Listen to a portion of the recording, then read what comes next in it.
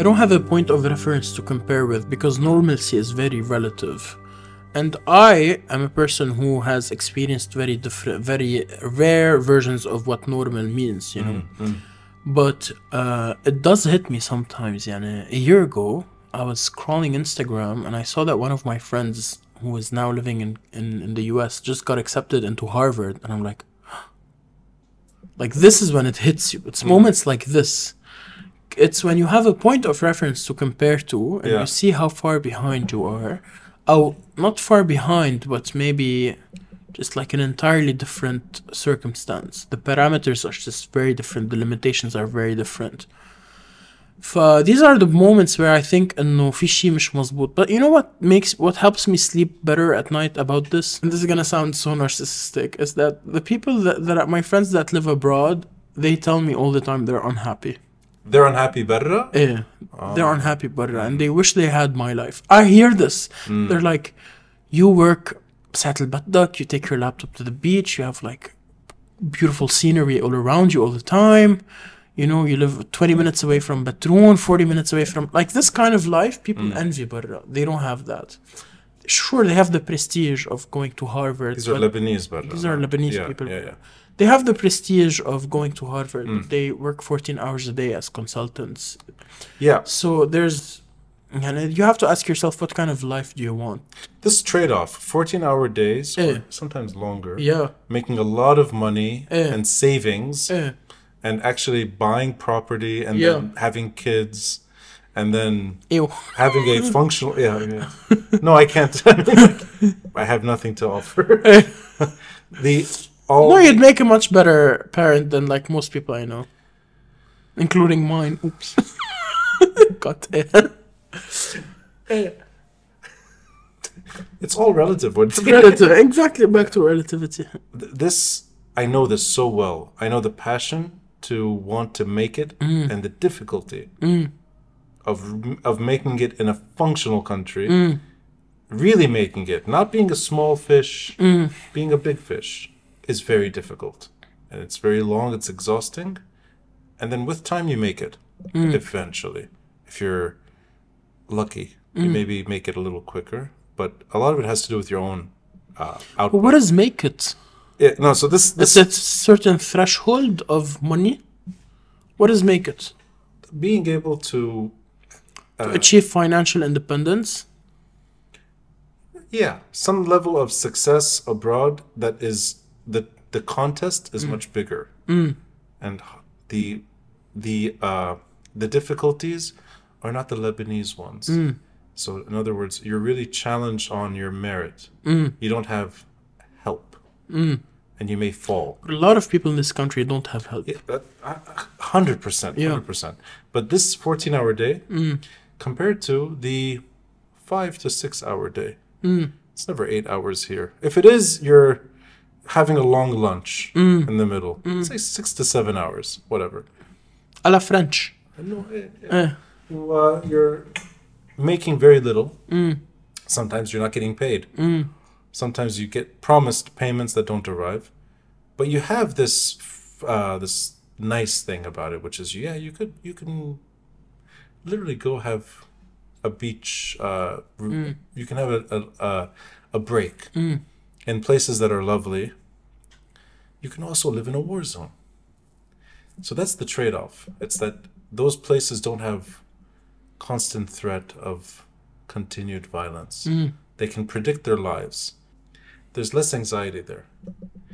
But anxiety to me I don't think there's less anxiety there. I think there are a lot of other things that induce anxiety there. And one of those things is the competition you're talking about. لأنه everything is increasingly harder for everyone. I think it's the other side in this country. Everything has been so hard in this country that it can only get easier with time.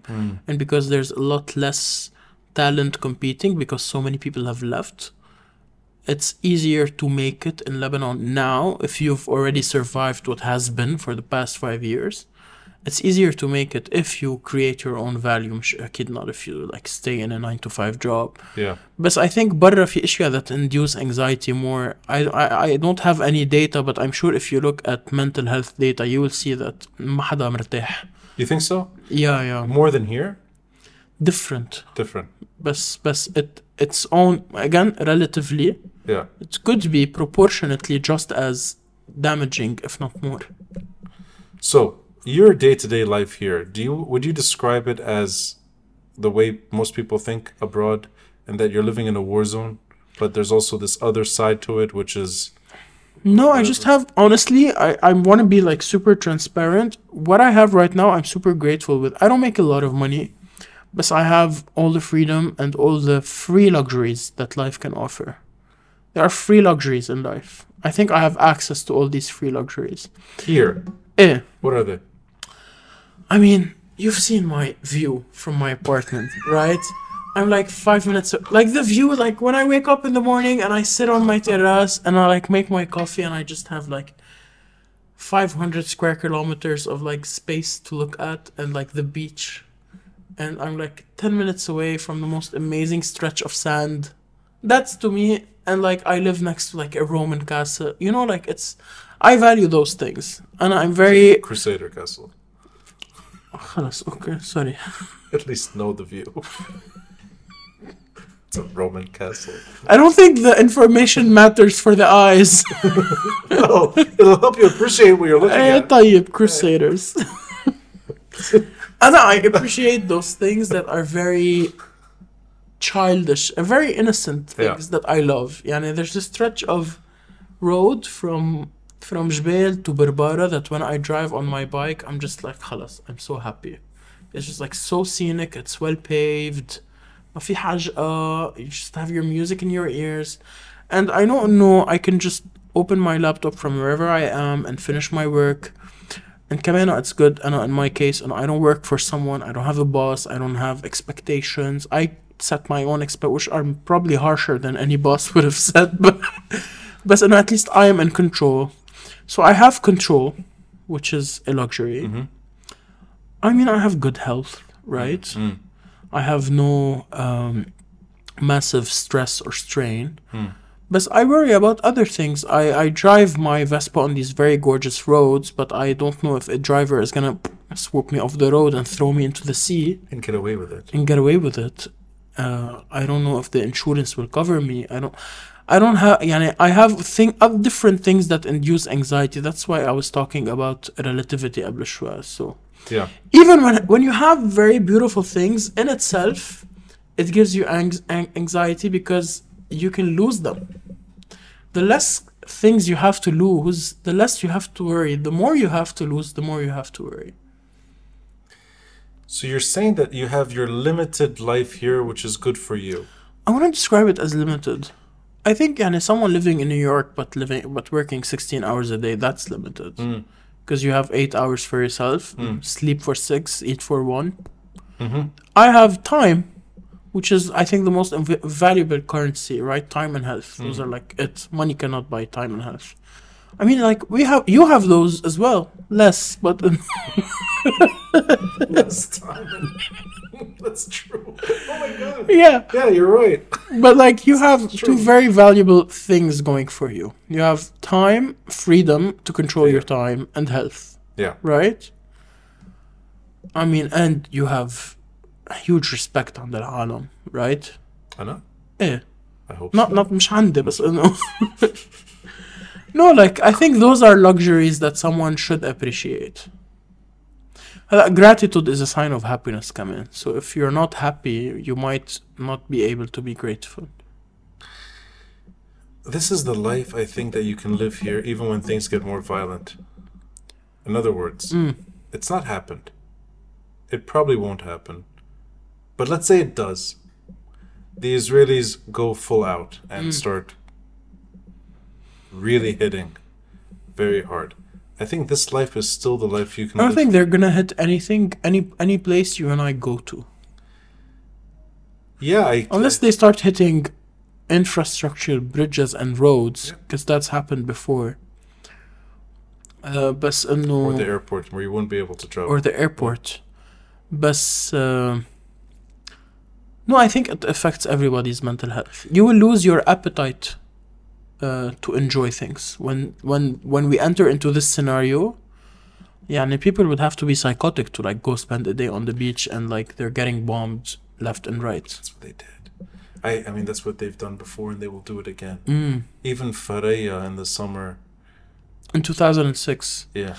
But I think this time would be different. لأنه this time, أول شيء 2006 was 4 weeks. ما هيك. This time it comes after 10 months. It would come if let's say it happens tomorrow. It comes after 10 weeks of 10 months. 10 months of us being exposed to like some of the most horrific sites in Gaza. Yeah. And living in the fear and under the threat كمان and the promise إنه this could be us next. I think أنا personally, unless we have a lot of time during conflict that we can recalibrate and readjust, at first أنا personally I would lose my appetite to enjoy things. ما حيكون إلي نفس, even if like it's not immediately impacting me, because then you feel like you're disconnected. Yeah. Which, and how do you live with yourself if you're disconnected? I predict that it's going to more or less be the same lifestyle, just more constraints. You know, maybe after a while. Yeah. I mean, 2024, it's imaginable that you'll have no internet. I'll be out of a job. All of us. All of us. Yeah. The generators will not be able to supply because of diesel. No, but we've been there before, Yaroni. Yeah, exactly. Yeah. August of 2021, 1 year after the blast, I remember it was a blazing heat of summer, and I was having to like wake up at 2 a.m. because my air fan. Blazing summer of heat of summer. I said blazing heat of summer. Yeah. Oh my God, turn off the autocorrect feature, please. No, but I'm saying people can adapt. That's what I'm. See, this is where I'm trying to go. You can really stretch the clay in this country without it snapping. You can stretch it very far. Well, what does this say about us? Yeah, so I'm trying to figure out what it says about us. Forget the people. There's 4 million Lebanese and 2 million neighboring refugees in Lebanon. 2.5 million maybe? I don't know what the number is. It was 2 million half an hour ago. It's probably 2.5 million now. There's 6 million people in this country, right? 4 million of them are Lebanese. Yes. Forget them. Just us. What does it say about us? Now, you maybe have the advantage in that you've never, up until tonight, you haven't left this country. Yeah. So maybe that's a big advantage in that you're navigating what you know. In other words, ignorance is bliss. Lavish ignorance. Actually, opposite of ignorance. You know your terrain well. So that if there's... My save. Hey, if there's violence, you know where to go. Yeah. If there's a tragedy, you know who to call. If there's a...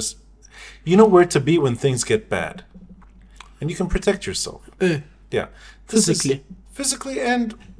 I don't think I can protect myself mentally in the case of war. Mentally, maybe not. You know, I'm gonna share something best just to like bring this in. I had a dream like 2 weeks ago.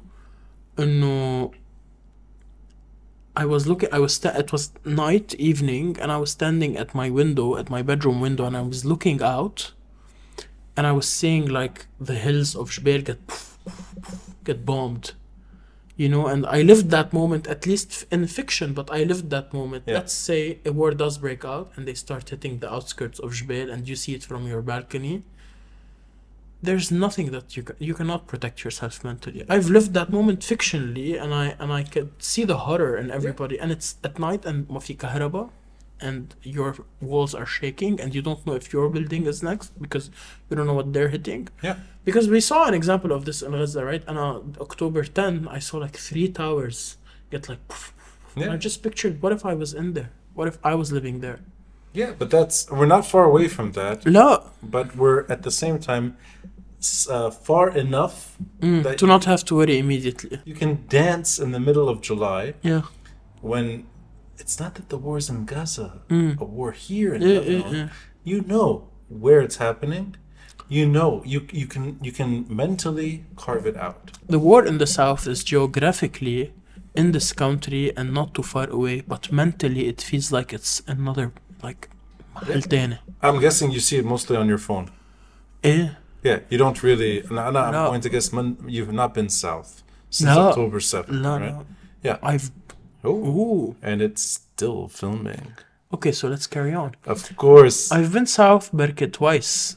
in my whole يعني I've been to Sur once بركة 12 نص ليل هيك مشي يعني just a car trip. I've been to Saida twice or 3 times and that's it. Yeah, so you have no real emotional connection. أبدا بالعكس I am repelled from even I cannot build an emotional connection to the جنوب. At least to the areas I told you about لأنه I feel like إنه أنا مني this is way out مش outside of my comfort zone, it's in my threatening zone. I feel threatened هنيك. I don't feel إنه at home at all. I don't feel like riding back from Sur to Jbeil would be something يعني I really don't know how to explain it, but I feel like I'm in a place where I don't belong. But that's a tragic statement to make. I'm not happy about it. Yeah. So that, I think, is part of why I don't think this ends different. It ends like this. I feel like this is how all these things come to a close. Failed state with areas that are attractive enough for the diaspora. Never a real tourism industry in our lifetime. Nothing like what was happening 20 years ago. You know, money in this part of the world doesn't come from anywhere but the Gulf. The oil sector, يعني. The tourists that made Lebanese economy grow were tourists that felt like they would want to spend their summers in Mana or Beit Miri or Hamdoun. They were all Gulf tourists.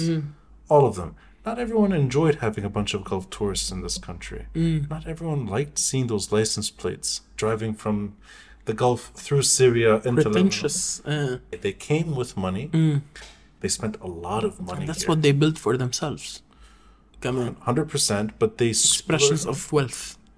100%. It's not my thing. I'm not attracted to it, but it brought a lot of money into the economy. And Lebanese also went there to work, and they're still there. But this is gone. I think the Saudi tourists... No, I've looked at data and يعني a lot of the people that say إنه despite the war and the fear mongering Lebanon is unaffected, and that's utterly not true.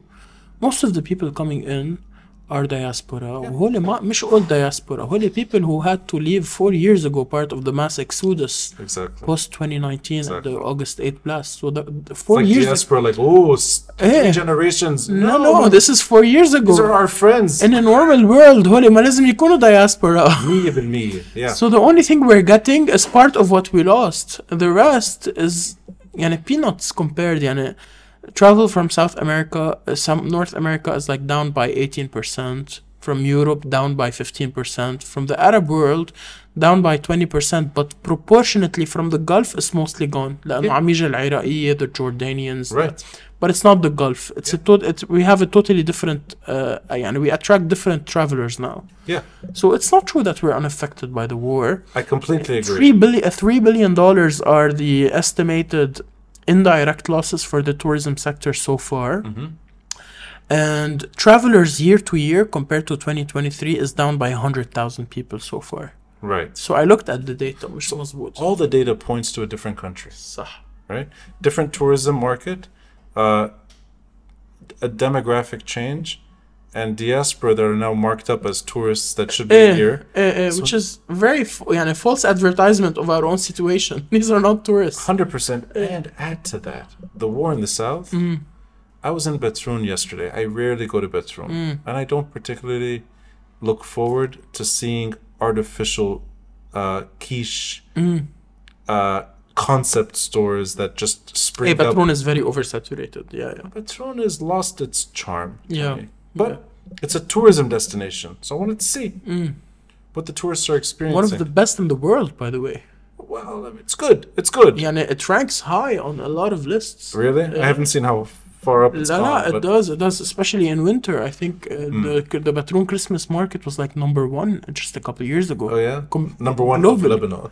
No, really. Number 1 globe. Oh. But like they have a beautiful production. It's gorgeous. You can have this. This is the false economy. And I was there yesterday, and it's empty. It's empty, not because there's not enough curiosity in Batroun. It's that the war in the south they overshot. They built all these places thinking that there's going to be a huge surge. And that they underperformed the expectations. Yes. So you have some places that have their usual stuff. A lot of places are empty. That's also true. I think that's how it ends. Ronnie, we are one bomb away from having no travel to this country. لأنه the entire country, 6 million people, depend on one airport. And that it's become so susceptible to any kind of disruption. Such an easy target, a totally sitting duck. Yeah. And you're one bomb away from having no way out of this country. The port is already blown up. The only people leaving this country outside of the airport are the illegal immigrants that are dying along the way. حتى ب 2006 I recall that a friend told me that their father هربهم على Damascus and they left. هلا ما في حتى the closest airport to us, functioning airport, is 2 countries away. It's in Jordan, or it's in Turkey, or it's in Saudi Arabia, or Cyprus, that we also might bomb apparently. No, and the ships that came in 2006, they left from Dubai. A lot of them left north of Beirut. There's no guarantee that they'll come that quick. I think this is it. This is how it is. A failed state. But is this a sustainable status quo? Feels like it's going to be like this for a very long time. I wouldn't count on things remaining static. I believe in plot twists and like dramatic things that like change the plot immediately.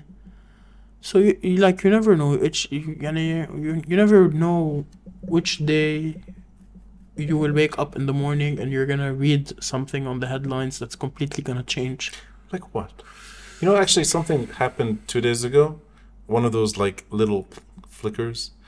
The MPs that demanded Parliament take action against what's happening in the south. They demanded so that the Parliament can, the MPs can have a dialogue about this.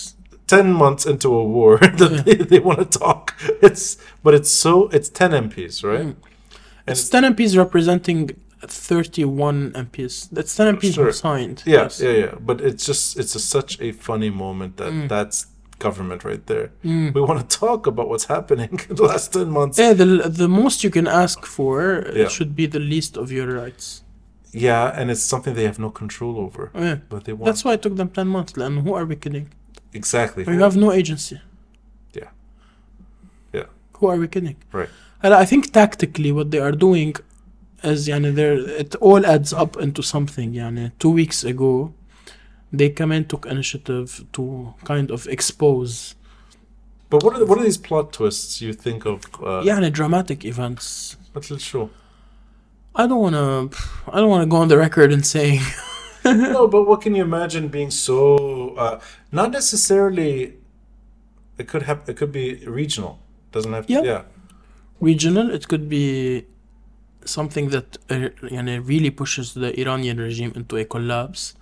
It could be a normalization between Saudi Arabia and Israel that comes with security agreements that renders the current security architecture تبع Iran obsolete, so that they have to either abandon it or change it or get something in return of it.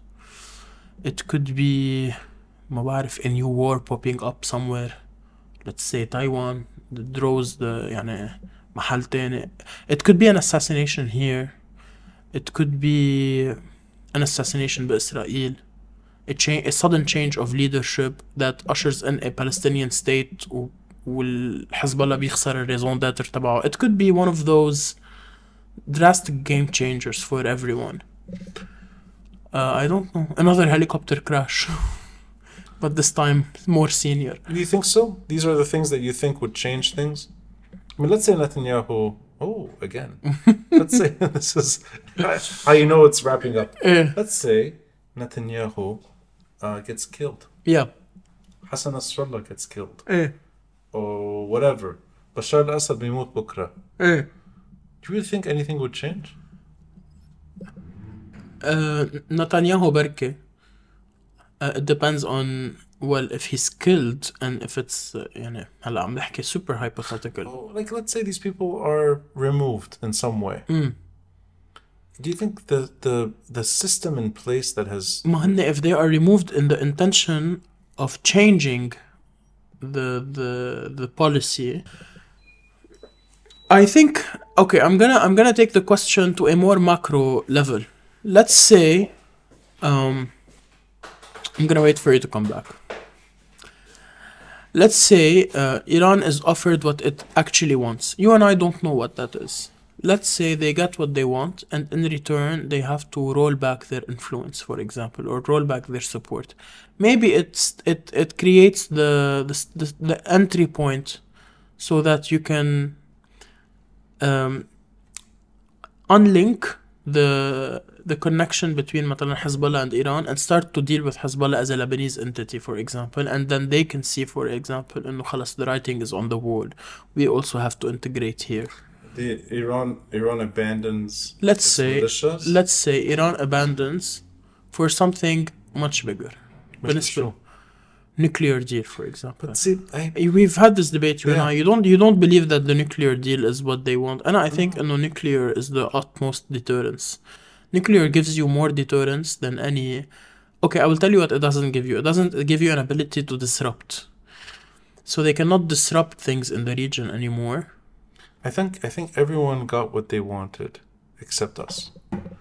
No, but So- how do you see the Iranian regime surviving long term? Okay, so I think what they want is sustainability, right? You've said this. Okay,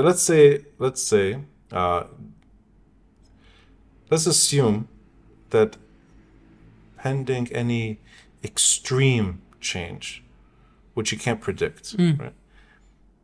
The Israelis, not Netanyahu, the Israelis, destroyed the two-state solution. They've made it impossible. They did. For whatever reason, you can blame them, you can blame other people, it doesn't matter. Okay. There's no two-state solution. There's a de facto permanent occupation of a few million Palestinians, and the rest, Which is unsustainable. permanently unsustainable, but seems to be the de facto end. There's no two-state solution. That لا ساعتها the de facto ends as a one-state solution. The question becomes, what rights do Palestinians have within this? that's 100%, Okay. exactly. So Israel got away with denying Palestinian statehood. Okay. Refugees will not return. So that's a permanent thing. Palestinians abroad will stay abroad. Doesn't seem like that's going to change anytime soon.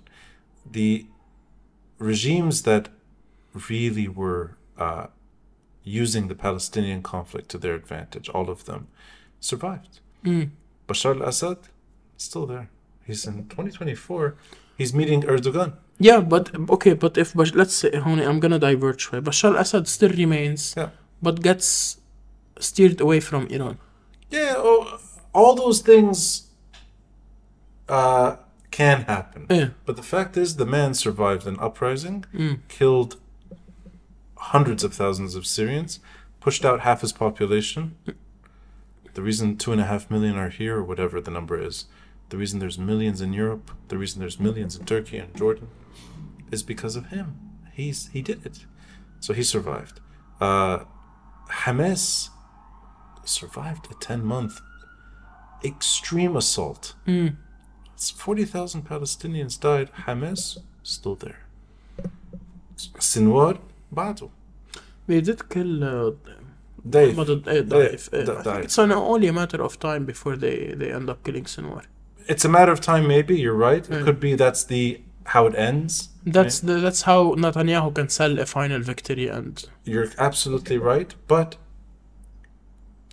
Hamas went through a 10-month, 11-month, year-long war.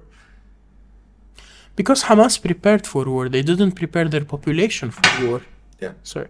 They didn't prepare their population for war, but they prepared themselves for war. They have a very sophisticated network, but then half of their leadership is not even in Gaza. Qatar. So also, the Iranian regime survived 2 uprisings in recent history.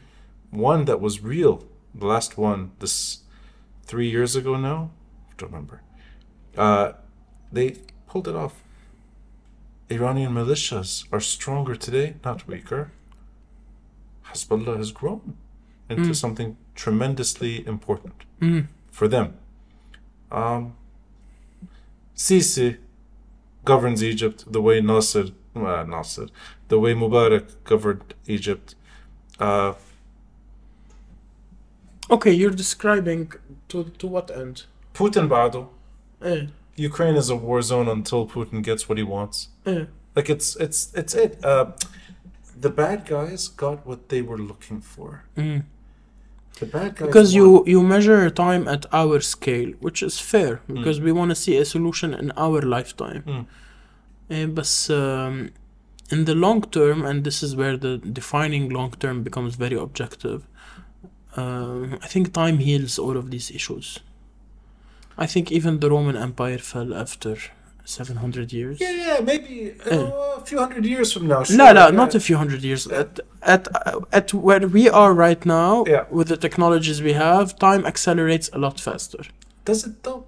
Lebanon looks a lot now like it did in the 1990s. It's broken. But for different reasons. For different reasons in 30 years too. But it doesn't feel like this country, the good guys, or the good people in this part of the world don't win.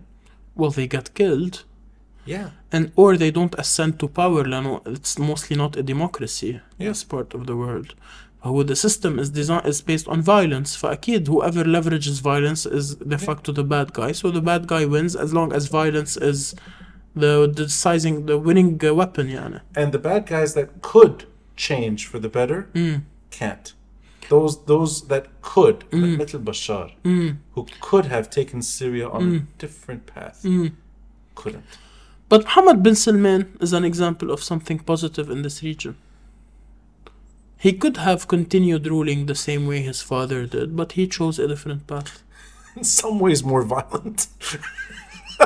He's also winning by violence. Targeted violence, but he's not يعني بيقتل خاشقجي. Okay, but he's not killing 2 million people, 5 million people in his own country. He's taking his country to a better place. He's forced a cultural change too. Yes, that's what I'm talking about. Yeah, but that kind of, it's... And there's a part of the Middle East that's growing in a very different direction. The Gulf states, and that's a big part of the Middle East. And the Middle East is not just Iraq, Syria, Iran, or Lebanon. You know, excluding these Gulf monarchies that have no legitimacy other than oil. They have no legitimacy. But they are diversifying their economies so that they can live longer than... That's true. But them, had they had no oil, they'd be no better than us. Or they'd be... Yeah, so let's say that accident of history... But Iran has oil.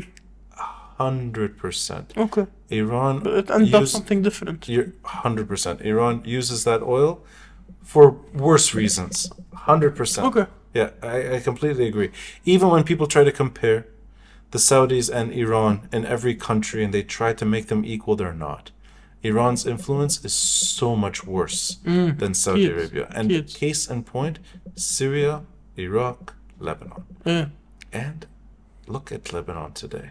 With no Saudi support, with Iranian influence, it's not a place that anyone can use as an example. Yemen too. But just to point one more thing. The good guys, even in those rotten regimes, the good people everywhere, this country and this part of the world, you're right, violence wins. Violence means Hassan Nasrallah is at the top. Sorry, Ronnie, but violence won as a rule of thumb throughout human history in all parts of the world. هيدي قصة liberal democracies is a very new invention post-World War II. This is a very, يعني, if you scale human history, let's say 5000 سنة, liberal democracies is 150 years old, so that's 1 in 1000. This is a very small, fragile still experiment of how humans can govern you're right. through non-violence.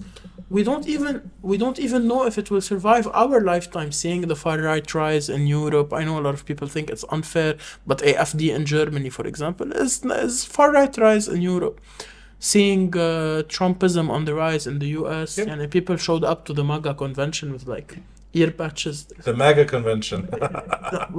Because it's not the Republican convention anymore. It's unlike when he ran in 2016. It was still Republican. No. Was the intruder. Now he's like the centerpiece. For like you can easily see people can easily become stupid and violent again. Yeah. And I think that's interesting. The right wing in politics, their issue is that they can easily become violent, and the left wing in politics, their issue is that they can easily become stupid. But let's say that's okay. Hey, we diverted. Just for this stupid country here. It's stupid but right wing. Stupid and right wing.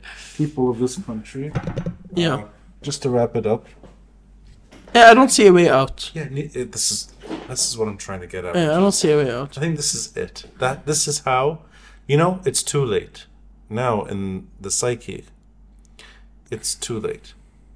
Two things that I think are digested as normal. Normal for Lebanon, abnormal for, or at least should be abnormal for Lebanon. Two things, and they're impacting us right now. First is that in 10 days, 11 days, the Port Blast anniversary will come around again, and we know it's just an anniversary. 0% momentum. We accepted this. Accepting that you can get away with this here, I think has damaged... Very much. Yeah, I think it may have even... Long term, I think it will be looked at as the moment where it ended. That was the end. There's no trust ever again. People... It killed all the hopes that people invested in 2019. Yeah. And killing that hope, that was the last hope people had to offer. Yeah. So it killed it stripped you of your last weapon. Yeah, and the silos are going to stay like this for a very long time. So that's it. It's just an anniversary for not a little accident, a massive explosion. So there's no ending other than that's how it ends. Like this. Acceptance. The other one, I think, is also problematic, is that people have adjusted themselves to no government. It's خلاص ما في دولة. Forget the presidency. ما في governance. But I'm gonna speed this up. The reason why I don't think it ends this way, it's because it cannot end this way. It's because مش لأنه for any moral reason. It's because it's not sustainable this way. It's gonna continue getting worse and worse and worse. And there's gonna be a point in time where people again try to draw the line like they did in 2019, and even if they fail 3 times more, there's going to be a 4th time. So long as it keeps getting worse, then there's a guarantee that people are going to reject it. And I think every time the people are going to learn المرة اللي قبلها, and they're going to become more violent, وحتصير في violence push violence, and then you have at some point perhaps a sort of equilibrium of power between Hezbollah and the rest of the country. And this is civil war. Yeah, that's not 2019. It's 1975. It might not be 1975, but it might be equal power that deters both sides, that forces both sides into a so you either create deterrence with Hezbollah, and Hezbollah is undeterred. Yeah. You either create deterrence with Hezbollah and manage it so that it doesn't become chaos, or it does become chaos, and then the outcome of chaos has to be a resolution. And this time it should be a final resolution, because I'm back and I know what could happen. I mean, that is actually a ideal situation to get out of it. Doesn't mean it's peaceful. It's violent. Yeah, but you sometimes I sound like such an like it's so hard to not take me seriously. Like I'm in a red shirt, I'm talking about violence. But sometimes violence is the reason. That's violet. No. Sometimes violence is the reason, is the way to get out of violence. It's a dead joke. No, that is what. That's how 1975 happened. But a lot of people say, had we had enough wise people in 1975, it could have been averted.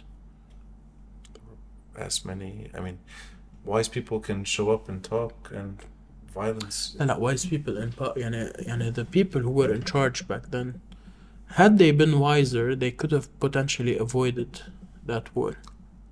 But I think because of 1975, nobody now wants to repeat a second war. That's what I mean when I tell you that every time the people will learn from the past experience. The next time there's a 2019, it will not be the same as the first 2019. We learn, we evolve until when we die by the end of our lifetime, we reset the counter because there's a new generation. But maybe you're right in that it's not the same 1975. It could be it less. Can't be. It could be less violent. But it's still, I think, but more abrupt. And it's like this until then. Yeah. I don't think then is far away in the future, because it's no way. It's and if you measure time at our scale, it looks like far away. But if you measure time in history scale, it's gonna be very soon.